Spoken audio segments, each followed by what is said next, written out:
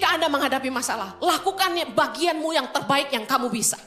Selebihnya, izinkan mujizat Tuhan yang bekerja. Belajar mengandalkan Tuhan. Kita hanya bisa melakukan yang kita bisa. Terlahir di keluarga yang miskin, yang gak punya fasilitas untuk pendidikan, apalagi kuliah. Banyak saya lihat anak-anak muda yang menyerah dan menyalahkan keadaan. Ya, saya lihat di Instagram, mereka suka komen-komen yang sangat negatif bilang gini. Ya, Ibu Heni mah kayaknya gak pernah susah hidupnya. Ya iyalah dia bisa ngomong gitu. Soalnya dia kaya. Banyak yang negatif banget. Kita lahir di keluarga yang orang tua boro-boro bantu kita. Yang ada kita mesti ngidupin orang tua. Gak ada yang kuliahin kita, malah kita yang mesti hidupin papa mama. Banyak yang negatif dengan keadaan orang tua. Banyak yang nyerang orang tuanya di Instagram saya. Punya papa mama yang begini, punya papa mama yang begitu. Saya kasih tahu. Orang terlahir di keadaan miskin. Tidak membuat dia mati miskin kalau dia tidak menyerah.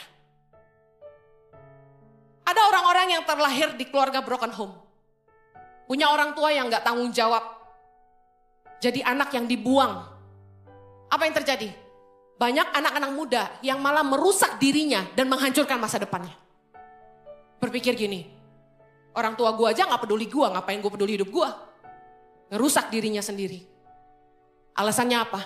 Saya dari keluarga broken home. Yesaya 49 ayat 15 kita baca sama-sama. Dapatkah seorang perempuan melupakan bayinya sehingga ia tidak menyayangi anak dari kandungannya?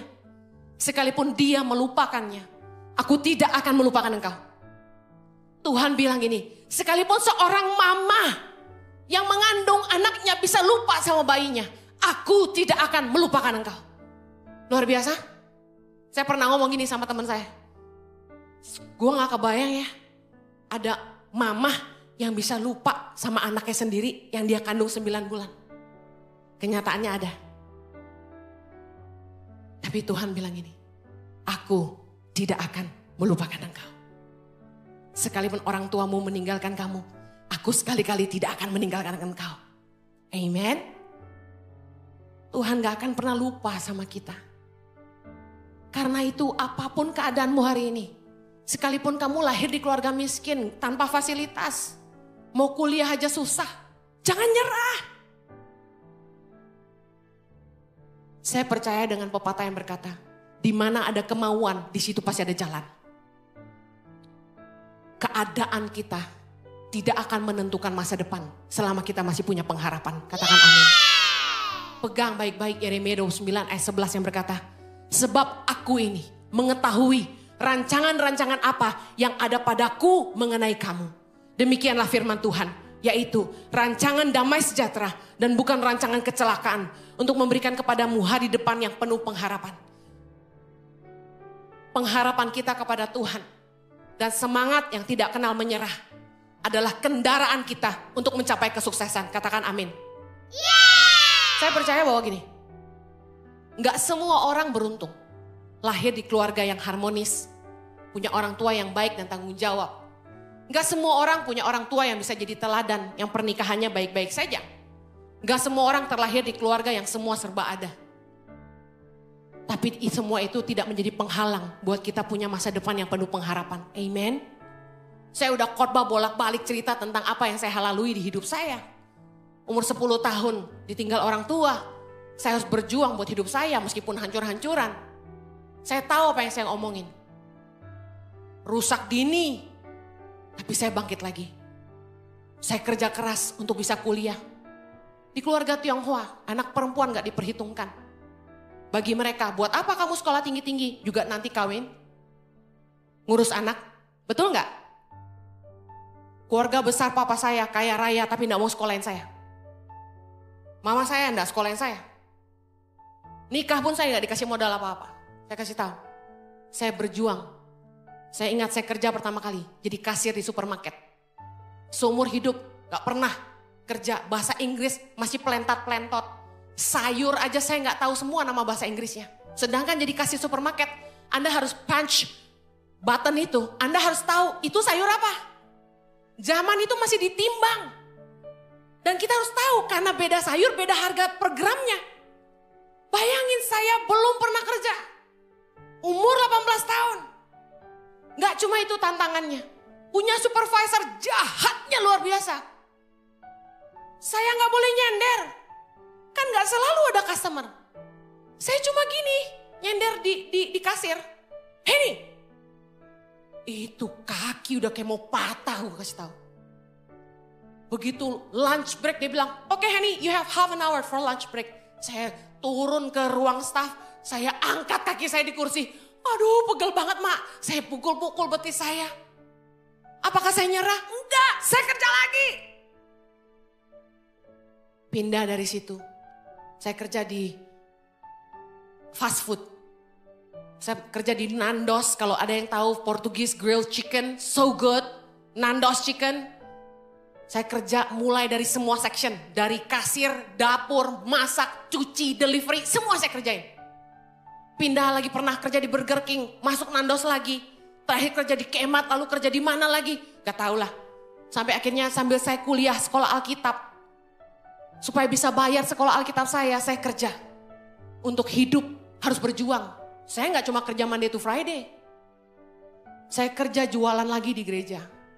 Sabtu orang pada pacaran, nonton, jalan-jalan, dinner. Saya pergi dari satu supermarket ke supermarket yang lain. Ngapain? Cari minuman yang diskon. Supaya apa? Saya beli banyak-banyak. Saya bawa ke gereja, beli es batu, jualan di gereja. Hari Minggu jam 4 pagi bangun bikin martabak. Bisa gue. Potong-potong-potong bungkus plastik wrap. Bawa ke gereja. Jam 6 pagi mau pelayanan. Pergi dulu ke pabrik roti. Beli croissant. Chocolate croissant, cheese croissant. Saya jualan di gereja. Beli $1, gue jual $2. Gue buka rahasia sekarang. Enci-enci titip nasi kuning. Dia titip di saya $3,5, saya jual $5. Dagang saya. Supaya bisa ngidupin diri saya dan koko saya waktu itu. Makanya kenapa koko saya sayang sama saya. Soalnya dia kuliah, gue yang kasih uang jajan. Saya kerja gak kenal berhenti. Saya berjuang. Satu hari calon mertua saya yang tadinya gak pernah setuju sama saya. Melihat kegigihan saya. Nih, jomblo-jomblo dengerin. Dia panggil anaknya dan bilang gini. Wah, lu sih kalau kawin sama si Henny gak bakal kere lu. Kenapa? Dia tinggal buka meja hidup lu katanya. Jadi dia tahu nih anaknya nih udah pasti jadi pendeta. Udah daripada jadi pendeta kere, kawin sama Henny aja bisa dagang gitu. Akhirnya direstuilah kami. Jadi kalau kamu jomblo atau punya pacar yang gak disetujuin orang tua, rajinlah bekerja. Uletlah, jangan pantang menyerah. Mertuamu akan lihat itu nilai plus, amin. Saya punya teman cowok. Gak ganteng bos, maaf, pernah operasi bibir sumbing. Gak ada ganteng-gantengnya. Dia naksir teman kita cewek, anak orang kaya. Apa yang terjadi? Mana disetujuin sama emaknya. Anak orang kaya, asal cowok model begini, yang dia suka Jojo. Sorry, taken. Main. Serius, ini kejadian beneran. Dia sukanya Jojo. Gue sampai berantem sama dia. Gue bilang sama cewek itu, he's mine. Jangan ganggu. Gue gak ada diajak Nando sama KFC. 2 kali gue inget.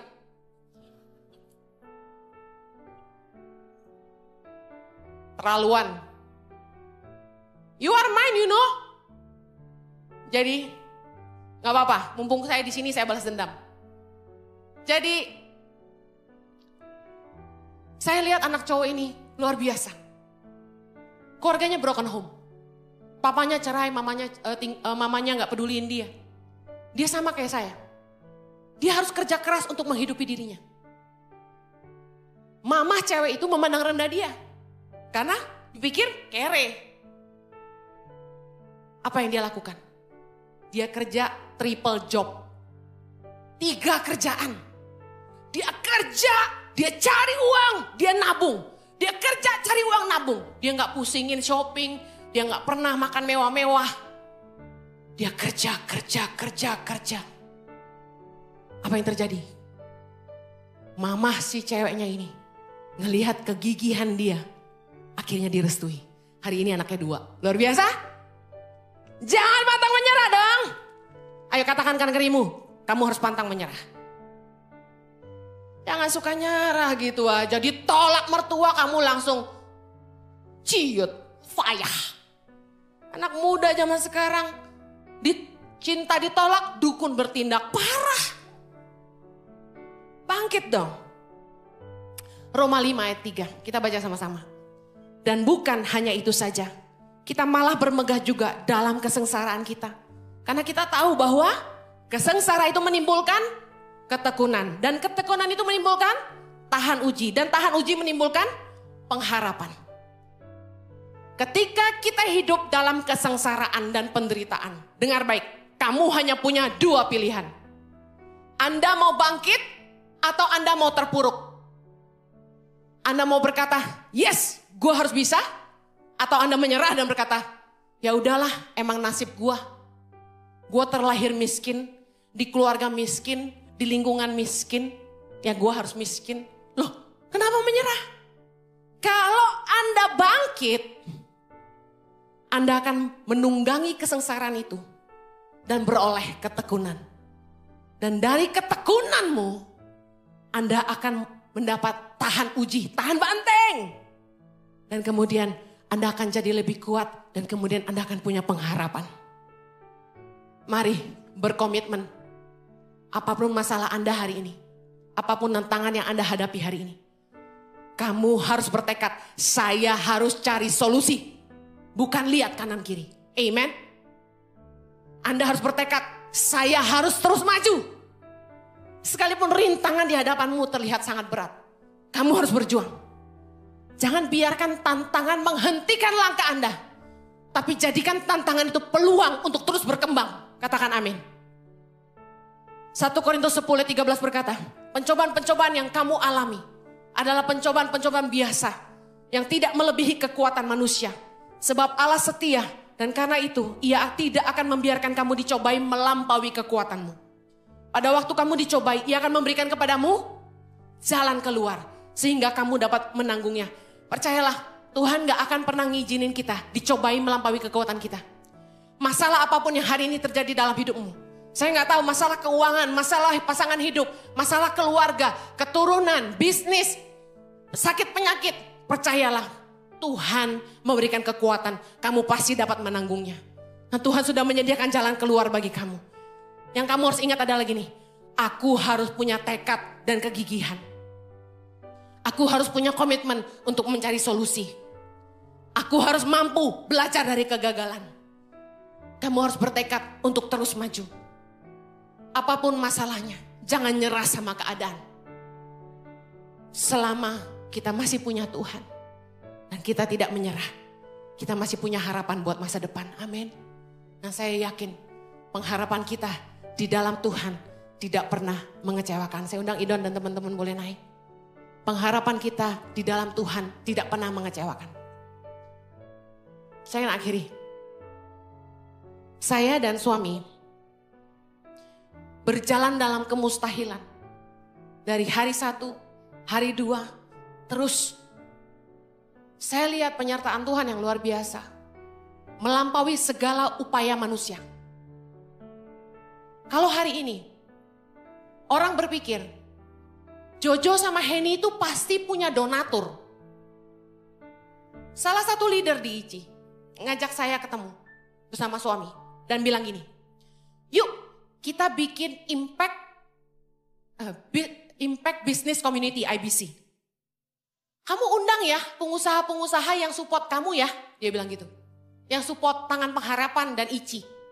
Saya bengong. Hah? Siapa yang mau diundang? Iya itu pengusaha-pengusaha yang support kamu. Siapa? Saya tanya dia. Kamu? Hei, saya sama suami gak punya konglomerat di belakang kami, bos. Gak punya. Anda pikir kalau saya bisa sampai hari ini sama suami saya? Dipercaya Tuhan Yayasan Tangan Pengharapan yang memberi makan dan pendidikan buat 7.500 anak-anak di 100 titik di seluruh Indonesia. Membangun 8 sekolah berasrama, menggaji 200-an guru di seluruh pedalaman Indonesia. Memberikan pengobatan gratis bagi 500 sampai 1000 pasien secara cuma-cuma setiap bulan. Melatih masyarakat dalam pertanian dan menggaji tim-tim pemberdayaan di seluruh Indonesia. Membiayai begitu banyak proyek. Sewa ICI di Moi ini mahal banget. Bisa bangun gereja dan lain sebagainya. Bisa hire staff full time dan lain sebagainya. Saya kasih tahu. Tidak ada konglomerat. Kami cuma punya Tuhan yang hebat. Amen. This is real. Kalau Tuhan kirim orang-orang yang takut Tuhan dan cinta Tuhan dan mengasihi Indonesia untuk support kami. Bukan karena kami, tapi karena Tuhan yang menggerakkan hati mereka untuk menabur. Saya tidak tahu siapa yang nabur karena ini. Biasanya ibu gembala di gereja-gereja ngurus keuangan, Henny Kristianus tidak. Saya nggak pernah lihat rekening bank. Saya nggak tahu siapa yang nabur, siapa yang bayar perpuluhan. I don't know. Tiap minggu, ketika uang persembahan dihitung, tekor nih sewa. Saya kasih tahu aja. Jadi yang kita ngandalin itu mujizat Tuhan. Mudah-mudahan ada yang transfer supaya kekurangannya bisa nutup. Anda tahu gereja kita sempit. Sampai-sampai sekolah minggu harus dikorbankan. Kami udah gak nampung, jadi bangunan harus dimundurkan. Sekolah minggu dikorbankan, dipindahkan ke teens. Teens dikorbankan, pindah Sedayu. Anak-anak sekolah minggu merotol. Kenapa? Papa mamanya mengeluh. Fasilitas gak bagus, kurang. Dibandingin gereja besar lain yang mewah. Saya memang gak pernah bisa menawarkan kemewahan karena kami bukan orang kaya. Saya doa, Tuhan, kasihan ya anak sekolah minggu. Kami pengen punya tempat. Mau enggak kasih kami perluas. Saya minta diluaskan ke sana enggak diizinkan. Luas ke belakang enggak diizinkan. Saya bilang, ya itu ada tempat di depan itu. Dekat eskalator, boleh enggak kami ambil? Mereka enggak kasih. Enggak tahu lah gimana, saya doa. Tuhan gerakan hati mereka diizinkan. Kami pakai di depan. Sekitar 600 meter persegi. Yang kita pakai sekarang 1.500. Teens, youth setengah, kids separuh. Jadi gereja IFG, Impact Future Generation di situ. Kami dikasih waktu sama Moi, cuma bangun 3 bulan. Sementara halangan dari sana sini banyak sekali. Berisik lah, suruh berhenti lah, asap lah, debu lah, kita disuruh stop terus. Jadi pembangunan terhambat terus. Tapi saya kasih tahu, perlu iman untuk lakukan ini. Karena saya tadi cerita, buat sewa yang di sini aja, mengharapkan mujizat Tuhan setiap bulan. Nambah lagi 600, hampir separuh ini. Saya cuma tahu begini, kalau kita mengerjakan apa yang untuk Tuhan, dan jadi berkat buat sesama, Tuhan pasti menyertai kita. Amen. Karena apapun yang kami kerjakan, bukan untuk cari keuntungan pribadi. Kami mau lakukan ini karena kami lihat jemaat butuh. Kita percaya anak-anak ini adalah generasi yang takut akan Tuhan. Yang kita harus didik baik-baik. Kita harus siapkan fasilitas yang terbaik buat mereka. Biarpun gak ada duitnya, kita gak cari itunya. Kita mau mengerjakan apa yang jadi hati Tuhan. Karena Tuhan Yesus bilang gini, barang siapa menyambut seorang anak demi namaku, dia menyambut aku. Tantangan yang kami hadapi di sini. Tempat, uang, tapi kami gak menyerah. Kami terus berdoa. Harapkan mujizat Tuhan. Kami terus putar otak kami. Apa yang kami harus lakukan? Apa yang harus kami lakukan? Jangan nyerah sama keadaan. Kalau Tuhan tolong Ici, Tuhan bisa tolong Anda. Jangan harapkan manusia. Saya tidak pernah kirim proposal sama siapapun. Tidak pernah ngemis sama siapapun. Tuhanlah pengharapan satu-satunya. Mari kita berdoa. Tuhan Yesus, apapun pergumulan umat-Mu hari ini, kami percaya Engkau sanggup menolong kami. Engkau yang sanggup mencukupkan semua yang kami butuhkan. Karena kami tahu kami punya Tuhan yang dahsyat. Tuhan yang hebat. Tuhan yang kuat. Yang sanggup mengerjakan. Jauh lebih banyak. Jauh lebih luas. Dari apa yang kami sanggup pikirkan maupun doakan. Engkaulah yang bekerja di tengah-tengah kami. Kami ingin melihat kuasa-Mu nyata. Keajaiban-Mu Tuhan di tengah-tengah kami. Kami mau melihat Tuhan ada di tengah-tengah kami. Dan mengerjakan keajaiban. Kemustahilan. Sehingga umat-Mu imannya dibangkitkan. Dan mereka boleh mengalami Tuhan. Apapun pergumulan mereka hari ini, hamba-Mu berdoa, mereka juga punya iman yang sama. Dan mengalami kemustahilan-kemustahilan. Karena tangan Tuhan menyertai mereka. Di dalam nama Yesus. Yang berkati Tuhan sama-sama kita katakan amin.